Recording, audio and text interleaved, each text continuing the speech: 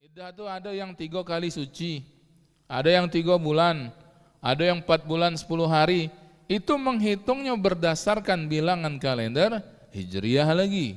Nah itu sehingga kemudian kalau bukan kita umat Islam inilah yang mengingatkan tentang pergantian tahunnya sebagai pintu pembuka untuk mengenalkan bulan-bulan itu, siapa lagi ya. Nah ini yang kita khawatir Pak. Kalau kita yang ngaji biasa ke masjid mungkin lah biasa juga dengar.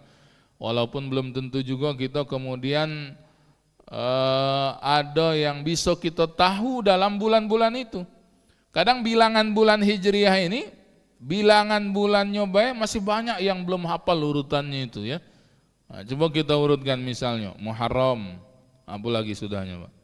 Safar ya, Ar-Rabi al-Awwal, Ar-Rabi al-Akhir, Jumadil Ula ya, Jumadi Akhir atau Jumadi Saniyah. Apa lepas itu? Rajab, Sya'ban, Ramadan, Syawal, mulai Zulqa'dah ya, terakhir Zulhijjah ya. Enggak apa-apa, sambung menyambung menjadi satu ya. Ya. Itu baru urutan. Belum kalau ditebuk bulan 7 bulan berapa? Wah, mulai bingung ya. Juli Ustadz, ya Juli katanya ya. Rajab. Nah ini. Jadi ini PR-nya banyak. Kalau misalnya bicara tentang pergantian tahun baru Hijriah yang kemudian di dalamnya ada bulan-bulan. Inilah bulan yang tadi kita katakan Allah yang nyebut. Belum lagi nanti pas masuk yang awal tahunnya, ini masuk Muharram berarti bulan pertama. Yang nanti kita bisa lihat, misalnya di dalam ayat tadi itu ada lanjutan kalimatnya. Minha arba'atun hurum. Dari 12 bulan itu kata Allah, ada 4 diantaranya dikenal sebagai bulan-bulan haram. Bulan-bulan yang disucikan. Dulu waktu syariat ini turun di zaman Nabi Sallallahu Alaihi Wasallam, bahkan orang jahiliyah pun itu pun menghormati bulan-bulan haram ini. Apa bulan-bulan haram yang 4? Dalam ayat tidak disebut nama bulannya. Nabi menjelaskan di dalam hadisnya. Kata beliau, Salasun mutawaliyat, 3 bulan yang berturut-turut. Zulqaidah, Zulhijjah, Muharram. Dan 1 yang terpisah yaitu bulan Rajab. Zaman jahiliyah kan bulan-bulan ini lama ada. Muharram sudah dikenal, bahkan dalam ayat tadi kan dikatakan sudah ada sejak Allah ciptakan langit dengan bumi. Yang belum ada itu nyebut nama tahun Pak. Ya, karena itu orang-orang jahiliyah dulu kalau nak nyebut tahun terjadinya sesuatu di bulan tertentu, itu mengingat kejadian yang besar yang terjadi sepanjang 12 bulan itu mulai Muharram sampai bulan Zulhijjahnya. Contoh mudahnya misalnya ketika Nabi SAW lahir, kan tidak pernah disebut tahunnya. Kalau kita baca sirah Nabawiyah, lahir Nabi hari Senin, tanggal 12 bulan Rabiul Awal, tahun gajah. Ya. Apa ada tahun gajah? Apa ada tahun semut? Apa ada tahun yang lain? Ya. Itu mengingat peristiwa yang istimewa orang-orang jahiliyah itu, yang terjadi di tengah-tengah mereka dari Muharram sampai Zulhijjah. Dan tahun kelahiran Nabi itu tidak ada peristiwa yang paling hebat Pak, paling berkesan, menegangkan, paling hebat ya sepanjang 12 bulan itu kecuali peristiwa tadi, rencana yang sudah kita pernah ceritakan pada waktu bab dalam sirah Nabawiyah. Abraha, raja dari Yaman beserta bala tentaranya dan pasukannya yang datang hendak ke kota Mekah dengan niat menghancurkan Ka'bah, dan mereka ditengarai waktu itu ya, terutama para pemimpin-pemimpinnya Abraha dan para pengawal-pengawalnya naik di antaranya menunggangi gajah. Itu diabadikan dalam surat Al-Fil, kisah tentang penyerangan tersebut. Pernah satu ketika usia Rasul sekitar 30-an, ada beberapa kitab sirah yang menerangkan ada satu waktu kejadian Mekah itu banjirnya besar, banjir bandang. Sehingga kemudian Ka'bah kan lah ada Pak. Ya. Dan pada kejadian banjir bandang yang besar itu menyebabkan Hajar Aswad yang tertempel di Ka'bah itu lepas, ya. Beberapa sisi dari Ka'bah juga mengalami kerusakan sehingga akhirnya direnovasi. Nah, tahun kejadian banjir bandang itu dikenal oleh orang-orang jahiliyah Amul Faidan, ya. Mereka ingat bulannya, mereka tahu tahunnya disebut Amul Faidan, banjir, tahun banjir bandang. Nah, itu ya. Nah, karena itu kemudian ketika berganti kepemimpinan Rasul wafat digantikan Sayyidina Abu Bakar As-Siddiq. Abu Bakar As-Siddiq meninggal digantikan oleh Sayyidina Umar.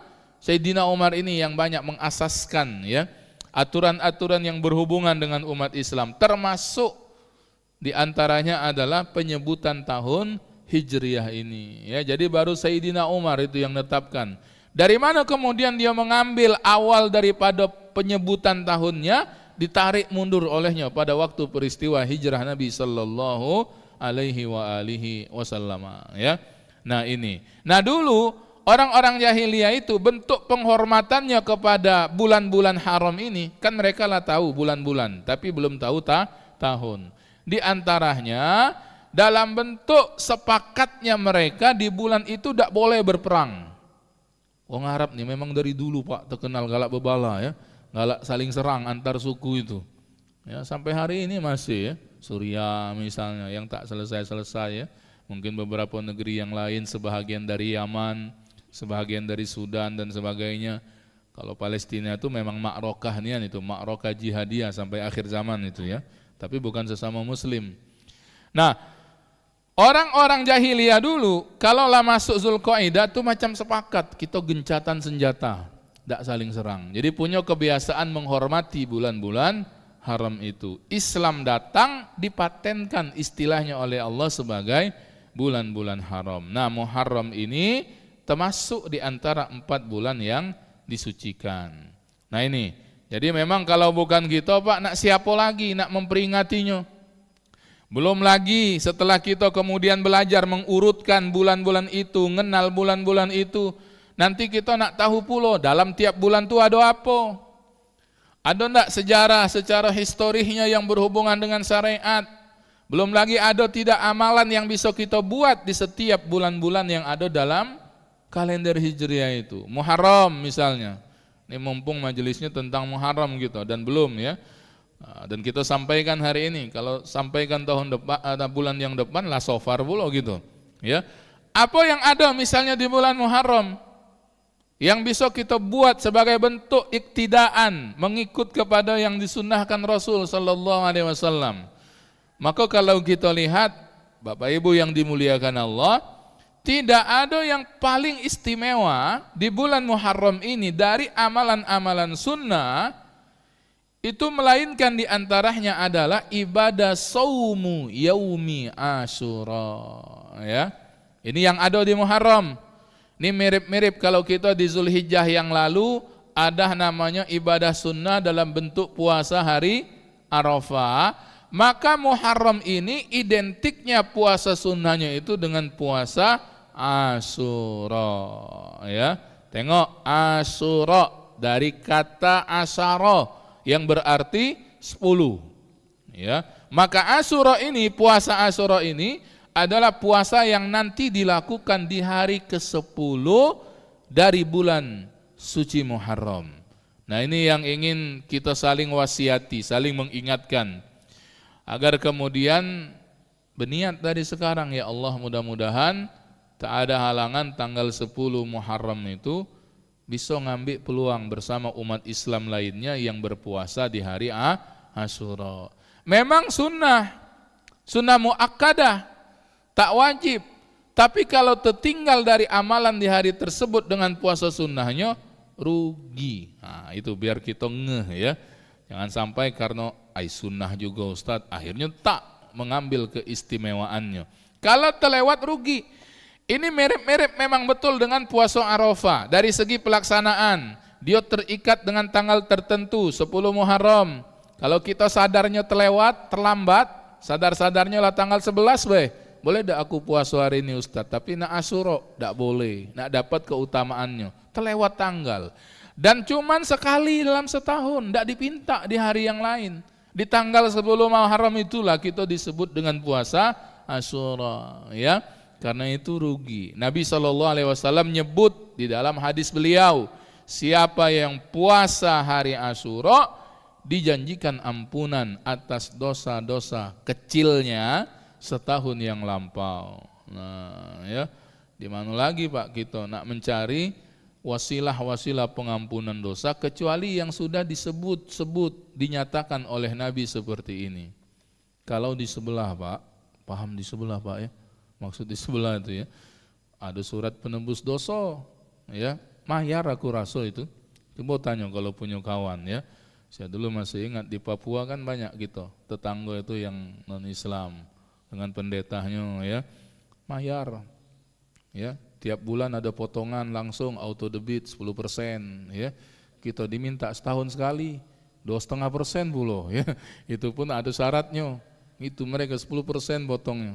Makanya rumah pendeta dengan rumah ustadz jauh bedanya di Papua dulu ya. Gitu. Nah, jadi kita tak perlu nembus dosa dengan mayar, ya, dengan membeli dan sebagainya. Cukup tengok mana amalan-amalan yang disebut oleh Nabi. Itu kalau diamalkan mengampuni dosa. Nah, yang terdekat dengan kita hari ini puasa Asyura. Karena itu kalau hari ini tanggal 1, Ahad depan tanggal 8, 9, 10, Selasa, ya, puasa Asyura itu. Niatkanlah Pak, gelungilah, apa gelungi, lingkari, ya, hari Selasa, ya, kasih tanda, itu kalau tak salah Julinya tanggal 16, hari Selasa itu ya, bahwa itu hari Asyura. Nah, baru kita tahu kalau kemudian kita kenal dengan bulan yang ada dalam Hijriyah, dan juga disampaikan apa yang ada di dalam bulan-bulan tersebut. Nah ini, nah untuk Asyura ini sebagai tambahan, biar nanti kalau kita nge-share ya ke grup-grup keluarga kita atau nanti grup jamaah ya, bagus kita nyampaikannya itu pakam ya, bahwa Asyura itu dia punya sejarahnya sendiri, dia agak lain dengan puasa-puasa sunnah yang lain. Ketika Rasul SAW sampai di Madinah, di tahun pertama beliau bertemu Muharram tanggal 10-nya, Nabi melihat ngapalah wong Yahudi di Madinah ini puasa. Itu sejarahnya ya. Sehingga kemudian oleh Nabi SAW diperintahkanlah sahabat-sahabat beliau, coba cari tahu ngapa wong Yahudi itu puasa hari ini. Nah, ya, bercarianlah tahu sahabat-sahabat itu. Dapat jawabannya, dapat, namanya dicari.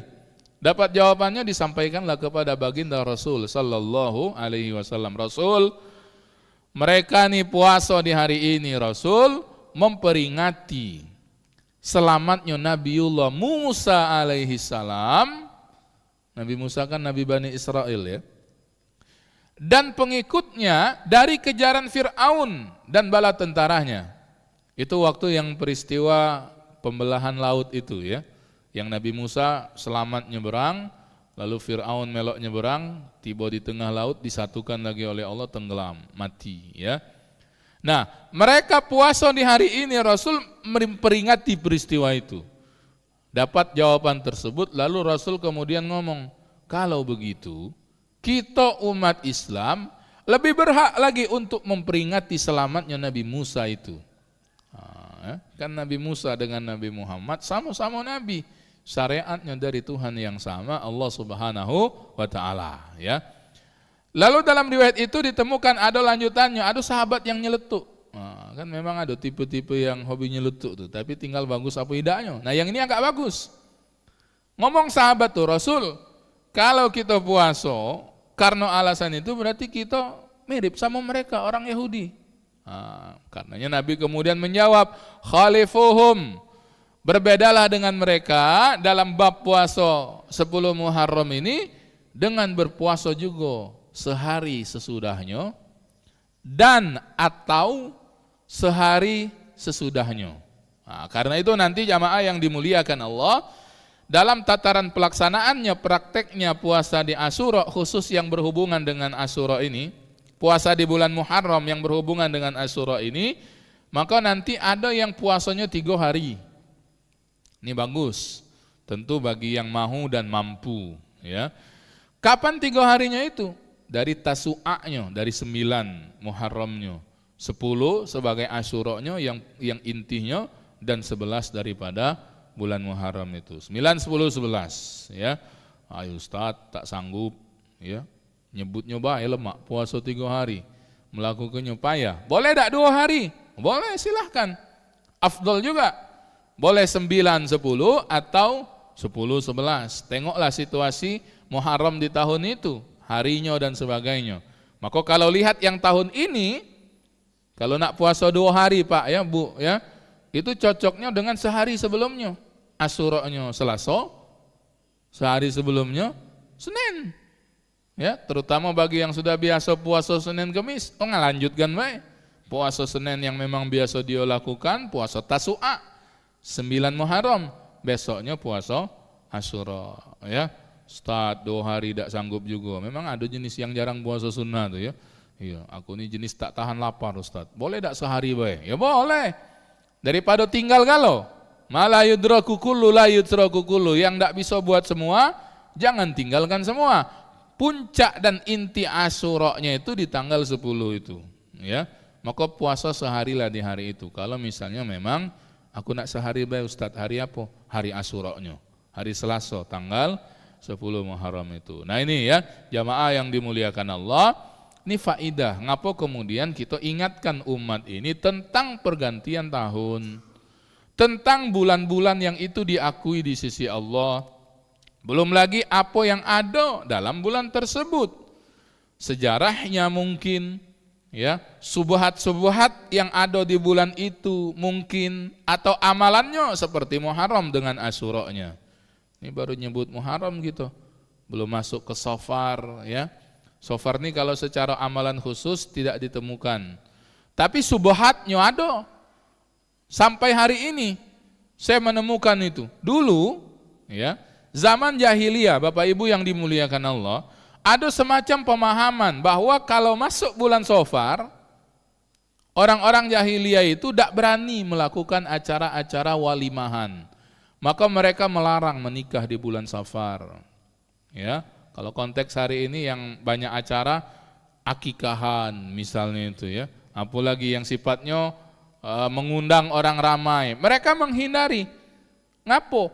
Orang-orang jahiliyah itu nganggap bulan Safar itu bulan turun bala, bulan musibah, bulan tak bagus dan sebagainya. Hari ini ada Pak, aku tidak sebut dusunnya itu, ada orang dusunnya di sini, ya. Ada itu di Sumsel ini juga, yang mereka macam ada kesepakatan tak tertulis warganya itu, mereka tidak ngadakan acara-acara besar di bulan Safar. Ya, dan ini subhat tentu, karena itu ketika Rasul datang, Rasul lawan subhatnya. Rasul dewek mencontohkan, kalau ditelusuri ternyata ketemu Nabi Shallallahu Alaihi Wasallam menikahi Ummul Mukminina Sayyidatuna Khadijah binti Khuwailid di bulan Safar. Ya, itu sekaligus kalau kata guru kita dulu untuk melawan subhat yang saat itu jadi pemahaman di tengah-tengah masyarakat. Jangan nikah bulan Safar, bulan tak bagus, bulan tak baik, bulan turun bala. Nabi lawan, langsung dicontohkan oleh beliau. Bahkan juga ditemukan riwayat Nabi pun menikahkan putri yang beliau cintai, Fatimah bintu Rasulillah, dengan Sayyidina Ali bin Abi Thalib bulan Safar. Ya. Jadi tidak mesti nunggu nian bulan Syawal. Memang ada juga contoh Nabi menikahi Sayyidatuna Ummul Mukminin Aisyah bulan Syawal. Boleh. Kan kita ini ramainya nikah bulan Syawal kalau saya tengok ya. Bulan lain ramai juga.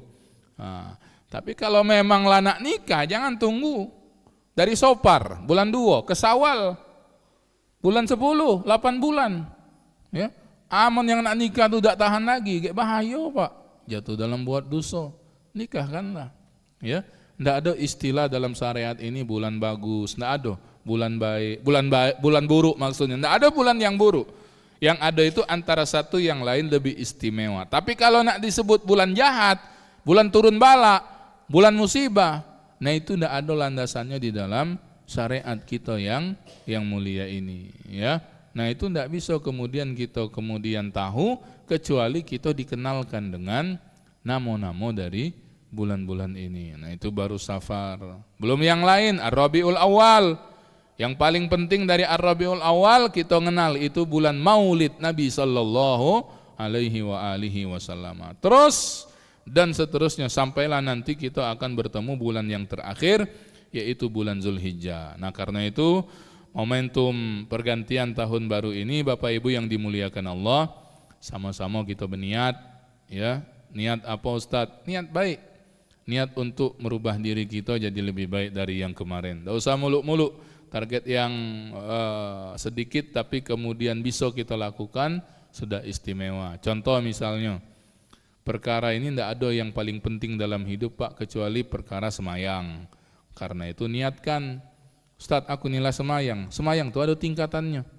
Ada nanti misalnya di antara umat ini, Ustadz aku setahun yang lalu nih, dulu sampai hari ini sholatku masih bolong-bolong. Nah niat mulai tahun baru Hijriah ini jadikan momentum setahun yang akan datang, mudah-mudahan sholat tidak bolong lagi. Ustadz akulah bagus, 5 waktu tidak pernah tinggal, tapi masih galak kutunda-tunda sebahagian sholat itu pelaksanaannya. Niat baik di tahun yang baru, mudah-mudahan tidak nunda-nunda semayang lagi. Yang begitu-begitu baik. Nampak sederhana tapi istimewa karena perkara sholat. Ustadz akulah sholat 5 waktu tapi masih jarang ke masjid. Kalau kita lelaki terutamanya, niat baik mulai tahun baru ini nak mulai rajin menjaga yang 5 waktu di masjid. Begitu seterusnya dan seterusnya. Bab sholat ini tidak boleh main-main. Saya kalau banyak pertanyaan yang unik-unik ini majelis ibu-ibu Pak biasanya ya. Ada suatu waktu di salah satu majelis taklim yang kita bina, seseibu itu bertanya, Ustadz boleh tak mendekatkan 2 waktu sholat? Waktu dapat pertanyaan itu agak bingung juga, apalah maksud ibu ini. Jamak Bu, bukan Ustadz. Jadi ada kebiasaan sebahagian itu, entah waktu saya lupa apa menceritakan beliau sendiri atau cerita orang lain. Jadi misal sholat Isya ini kan jam berapa hari ini? 7.20-an ya. Jadi dia akan sholat maghrib kalau lah dekat-dekat waktu Isya jam 7.10 mulai ngambil wudu, bentang sajadah, masang telkung, sholat maghrib 3 rakaat, habis itu zikir, doa ya selepas sholat.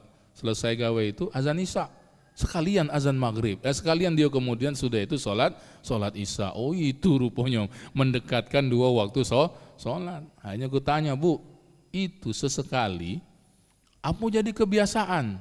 Ya, jawabnya apa? Kebiasaan Ustadz. Kalau kebiasaan rubah ya. Kalau sesekali misalnya ada uzur, baru balik sampai di rumah dan sebagainya, ada apa-apa. Tapi amanlah tiap hari jangan. Ya, perkara paling penting yang tidak boleh ditunda itu sholat. Kalau kaum wanita, apalagi yang masih muda datang bulan, datang azan zuhur, Allahu Akbar, Allahu Akbar. Kaget lama juga zuhur nih, cak sejam lagi be zuhur misalnya. Setengah jam dari azan keduluan, ya datang bulan, tidak boleh lagi sholat. Iyo kalau dia ingat itulah masuk waktu sholat dan nanti akan dikodok, banyaknya yang tidak mengkodok. Ya, kalau ibu-ibu tuh memang harus khotam Bu, ya bab tentang haid yang berhubungan dengan sholat. Contoh misalnya kalau hari suci, kan dalam mazhab fikih Syafi'i sudah disebut kalau perempuan tuh sucinya di waktu asar, zuhur yang hari itu dikodok. Kalau sucinya di waktu isya, maghrib yang hari itu juga dikodok. Banyak itu yang tak tahu dan tak amalkan ya. Nah ini pentingnya itu. Nah ada juga sesewaktu, ini perkara sholat, memang perkara paling penting. Tapi lah lama itu. Tapi pertanyaannya juga unik, namanya pertanyaan. Ustadz apa hukum sholat antara 2 iklan? Ketika iklan, pertanyaan ibu itu ya. Saya merenung juga itu, apalah ya. Rupanya sekitar yang 5 tahun lalu itu yang lagi rame-rame ya, ratingnya masih tinggi, sinetron Ikatan Cinta itu. Ada sinetron Ikatan Cinta waktu itu ya. Iya. Apa maksudnya? Kan namanya sinetron dengan rating yang tinggi, iklan kan banyak masuk. Jadi dia kalau iklan tuh lama. Ya. Iklannya agak lama. Jadi kan dia jam 7-an kalau enggak salah, saya tak terlalu tahu itu ya. Waktu-waktu Isya lah sinetron itu. Jadi dia Isyanya itu kalau sinetron Ikatan Cinta tuh break iklan, langsung dia bentang sajadah semayang Isya. Mak mana caranya isaknya sudah, sinetron tuh belum mulai lagi. Oh itu rupanya, ya Allah ya. Sudah Bu, masuklah surga kamu dengan sinetron itu ya. Iya, dengan pemerannya itu. Nah, ini hati-hati bab tentang semayang ya. Tidak ada perkara paling penting Pak, sampai kemudian Imam Al-Ghazali misalnya dalam kitab Bidayatul Hidayah, ini juga kitab yang bagus, saya sedang kaji di beberapa masjid. Ketika berhubungan tentang bab adabis sholat, bab yang berhubungan tentang adab sholat, nanti dapatlah kesimpulan. Dan ini sering dikutip oleh para ustadz ya, saya tak pasti apa Ustadz Adi Hidayat atau Ustadz Abdul Somad pernah nyebut semisal itu. Ternyata kemungkinannya ngambil dari ucapan Imam Al-Ghazali dalam Bidayatul Hidayah. Apa kata beliau? Hakikatnya hidup kita ini cuma nunggu antara satu waktu sholat ke waktu sholat yang berikutnya. Gawe kita tuh itu yang utama itu. Jadi gawe yang lain tuh selingan, nah itu bahasanya itu. Dan waktu sholat yang 5 itu memang sudah disetting pas dengan keadaan seluruh umat manusia, bukan umat Islam baik sebetulnya. Ya. Dan keperluan badan kita ini, fisiknya, zahirnya ataupun batinnya. Mulai dari waktu sholat subuhnya, waktu zohornya, asarnya, maghribnya, isaknya. Sehingga gawi-gawi kita antara 5 waktu sholat itu, itulah yang disebut selingan. Bangun, dipinta bangun sebelum jauh matahari terbit, waktu fajar, sholat subuh ya. Orang Pak, kalau misalnya dia bukan Islam, terbiasa juga bangun jauh sebelum matahari terbit, pasti bagus juga untuk dia. Kesehatannya ya, juga aktivitasnya yang lain. Nah habis itu kan lah mulai kita nih, banyak di antara kita nih, habis subuh langsung dia pergi. Yang ke pasar, Ustaz aku ke pasar tapi sudah sholat subuh, iya. Itulah selingan. Nak nunggu apa? Nunggu datang waktu zuhur nanti. Yang ngantor kan panjang tuh waktunya. Yang ke sawah misalnya, yang aktivitas lain. Nanti masuk waktu zuhur, dilaungkan azan, itulah waktu rehatnya, breaknya. Diminta kita tuh, nah istirahat dulu. Makanya bahasa Nabi ketika memerintahkan Bilal dalam salah satu riwayat untuk azan itu apa bahasa Nabi? Ya Bilal, arihna bis sholat, istirahatkan kami ini dengan sholat. Maksudnya Bilal azan, kita rehat dengan ibadah sholat. Nah ini para jamaah yang dimuliakan Allah. Karena itu sekali lagi inilah yang paling penting kita niatkan di tahun baru Hijriah ini, niat untuk berubah jadi lebih baik. Mudah-mudahan nanti kita semua insya Allah menjadi hamba-hamba Allah yang dimudahkan Allah beramal baik, amal soleh, pada puncaknya insya Allah wafat insya Allah dalam keadaan husnul khatimah. Saya rasa itu ya, mudah-mudahan bisa diterima dengan baik, wabil khusus yang pengamalannya mengajak kita semua untuk memperhatikan puasa Asyura. Niat baik dulu, niat ya. Dan kemudian syukur kalau dijadikan ibadah keluarga. Tadi sampaikan ini, kasih tahu istri, kasih tahu suami, anak-anak yang sudah biasa puasa juga silahkan diajai. Di hari tersebut kita sama-sama puasa sunnah. Kalau itu dilakukan mudah-mudahan insya Allah dicatat kebaikan untuk kita semua. Amin ya rabbal alamin. Ada tak pertanyaan? Kalau ada boleh. Kalau ada silahkan.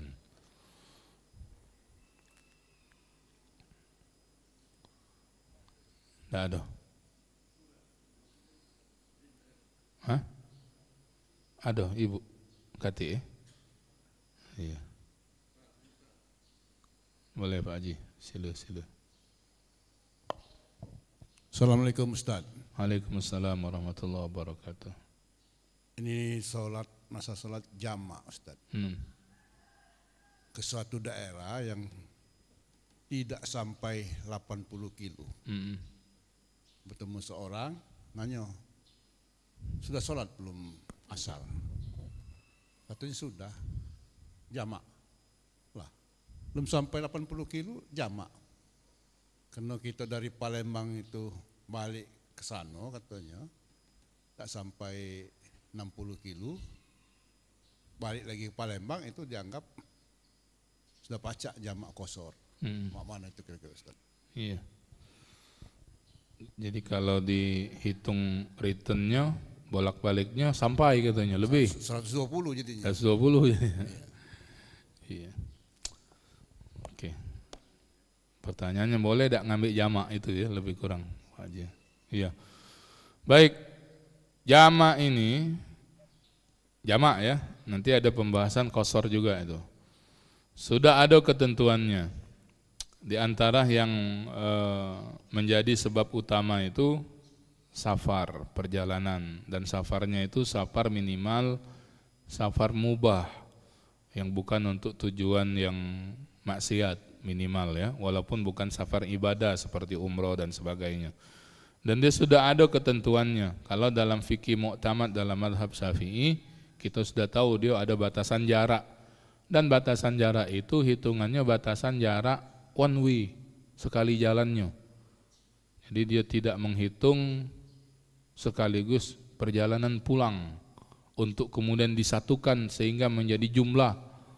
Misalnya begitu ya. Walaupun kecuali dia bukan ngambil pandangan itu, sebab nanti ada qaul misalnya dalam Maliki, Hambali, selagi itu disebut safar maka boleh ngambil jamak.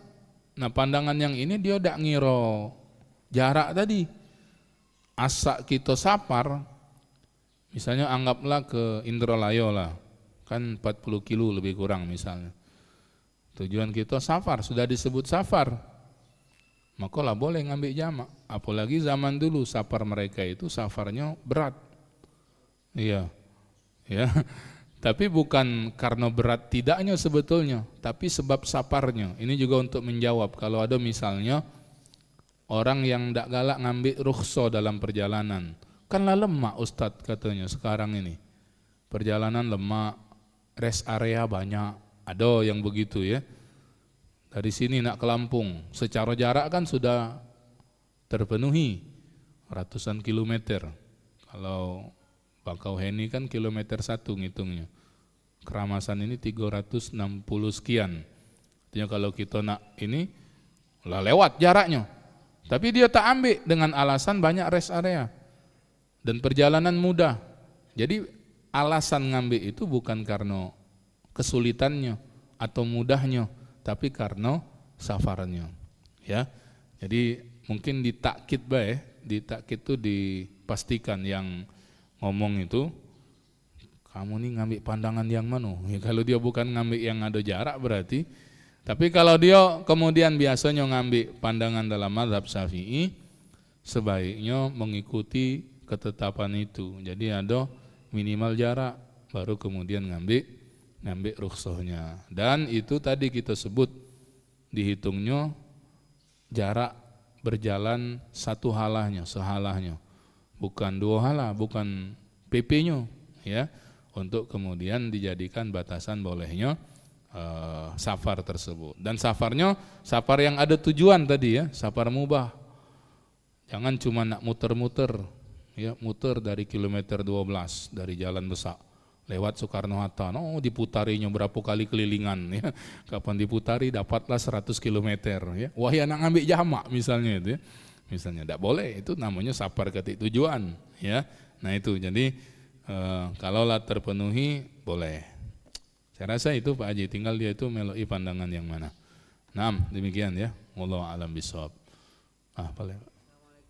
Waalaikumsalam warahmatullahi wabarakatuh.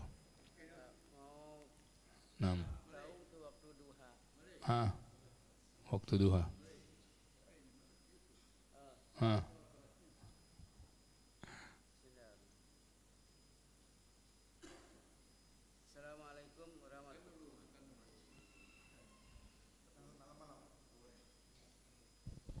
Assalamualaikum warahmatullahi wabarakatuh.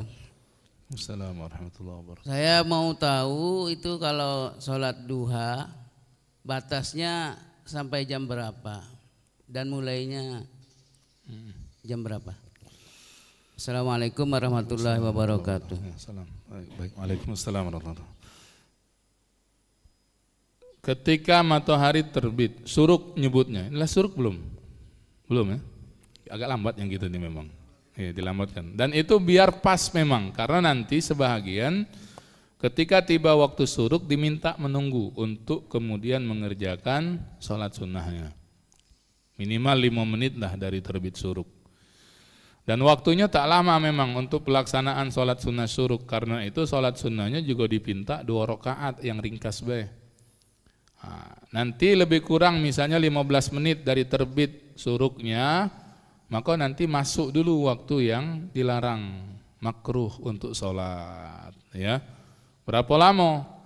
Agar kemudian nanti bertemu dengan masuk waktu duha. Karena nanti setelah waktu dilarang itu, masuknya itu waktu duha. Amannya dari terbit syuruk itu, ini yang dulu biasa kita dapatkan, tarik 1 jam sesudahnya. Misal genep-genep bae, syuruk jam 6. Ya, nanti sesuaikan bae dengan waktu sholat yang saat itu. Berarti duhanya jam 7 mulainya itu. Ya. Dan memang kalau kita yang lapang waktunya, tak masalah tentang kapan mulainya. Karena nanti duha itu makin tinggi matahari, makin afdol pelaksanaannya. Bukan awal waktu yang afdol, tapi justru makin tinggi matahari makin afdol. Tinggal nanti kita nak lihat, tadi waktu mulai, kapan waktu berakhir. Nah, ada lagi waktu yang dilarang untuk sholat yang khusus ya, atau sholat yang mutlak sebelum zuhur. Kalau nak main untuk amannya juga ya tariklah sejam sebelum azan zuhur. Kalau azan zuhur jam 12, berarti jam 11 lah waktu terakhir sholat duha. Jadi sholat duha itu yang kira-kira tidak terpengaruh waktu-waktu sholat, jam-jam 10 itu ideal ya, setengah 11. Karena nanti sebelum sholat zuhur itu ada sunnah yang lain sebetulnya yang dipinta. Apa sunnahnya? Tidur. Ada sunnah tidur ya. Tidurnya itu disebut dengan qailulah. Di antara sunnah yang matrukah hari ini, sunnah yang banyak orang meninggalkannya. Agak sulit memang, terutama yang begawe. Mana Ustadz kami nak tidur di kantor, kena SP ya. Kalau ketahuan bos misalnya ya. Ya sesuaikan baiklah keadaan masing-masing ya. Intinya ada sunnah qailulah sebelum zuhur itu, sunnah tidur ya. Kalau sudah zuhur boleh tak? Boleh nak tidur siang, tapi tidak sebut lagi qailulah. Nah itu, jadi itu waktu sholat duha tadi Pak ya. Jadi mulainya itu, akhirnya itu. Wallahu a'lam bishawab. Wa iyyakum. Cukup ya. Kita akhiri dengan baca salawat ringkas macam biasa, walaupun kita tidak ngaji kitab sirah hari ini ya. Mati lampu tadi itu, tapi tidak apa-apa. Jadi dapat tentang tahun baru Hijriah. Memperingati tidak semalam? Oh, memperingati semalam. Oh iya, alhamdulillah. Iya, berarti hari ini murojaah gitu itu ya, murojaah. Baik, kita baca salawat ringkas, salawat badar ya, yang identik juga dengan hijrah Nabi SAW. Salatullah, salamullah ala taha rasulillah. Salatullah, salamullah ala yasin habibillah. Salatullah, salamullah ala taha rasulillah. Salatullah, salamullah ala yasin habibillah. Tawassalna bismillah wa bilhadi rasulillah. Tawassalna bismillah wa bilhadi rasulillah wa kulli mujahidin lillah bi ahlil badri ya Allah. Salatullah, salamullah ala taha rasulillah. Salatullah, salamullah ala yasin habibillah. Ala yasin habibillah. اللهم صل وسلم وبارك عليه اللهم ارزقنا فهم النبيين وحفظ المرسلين وإلهام الملائكة المقربين اللهم فقهنا في الدين وعلمنا التأويل يا رب العالمين واشفع لنا يا الله بشفاعة الحبيب شفاعة حبيبنا محمد صلى الله عليه وسلم يوم نلقاك فيك برحمتك يا أرحم الراحمين وسبحانك اللهم ربي وبحمدك نشهد أن لا إله إلا أنت نستغفرك اللهم ونتوب إليك والحمد لله رب العالمين. السلام عليكم ورحمة الله وبركاته.